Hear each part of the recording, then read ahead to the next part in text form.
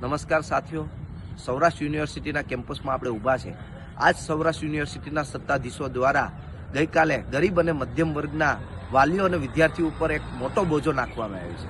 ગઈકાલે સૌરાષ્ટ્ર યુનિવર્સિટીમાં પીએચડીની ફીમાં ધરખમ વધારો કરી ક્યાંક ને ક્યાંક ગરીબ અને મધ્યમ વર્ગના વિદ્યાર્થીઓને ભણવાથી વંચિત રાખવાનું કાવતરું ઘડાઈ રહ્યું છે।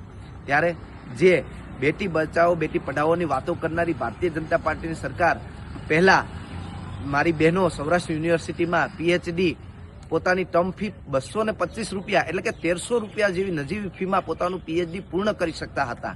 આજે એ 3 વર્ષની 21,000 જેટલો ફીમાં વધારો કરી અને ક્યાંક ને ક્યાંક આ વિદ્યાર્થીનીઓને ભણવાથી વંચિત રાખવાનું કાવતરું આ સૌરાષ્ટ્ર યુનિવર્સિટી દ્વારા કરવામાં આવ્યું છે।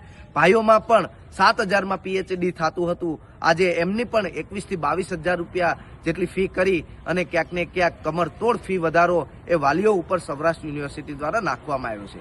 ત્યારે હાલ હું સૌરાષ્ટ્ર યુનિવર્સિટીના સત્તાધીશોને કહેવા માંગુ છું કે જો આ ફી વધારો પાછો ખેંચવામાં નહીં આવે અઠવાડિયામાં તો આવનારા દિવસોમાં એનએસયુઆઈ વિદ્યાર્થીઓ માટે થઈને એક મોટું આંદોલન સૌરાષ્ટ્ર યુનિવર્સિટીમાં કરશે। વિદ્યાર્થીઓનું હિત જો જાળવવું જોઈએ યુનિવર્સિટીએ તો પોતાના તાઇફાઓ જે વિદ્યાર્થીઓના પૈસે કરી રહ્યા છે વાઇસ ચાન્સલર અને યુનિવર્સિટી તે બંધ કરી દેવા જોઈએ અને વિદ્યાર્થીઓ ઉપર આ બોજો ના રાખવો જોઈએ એવી જ અમે એક વિનંતી કરીએ છીએ।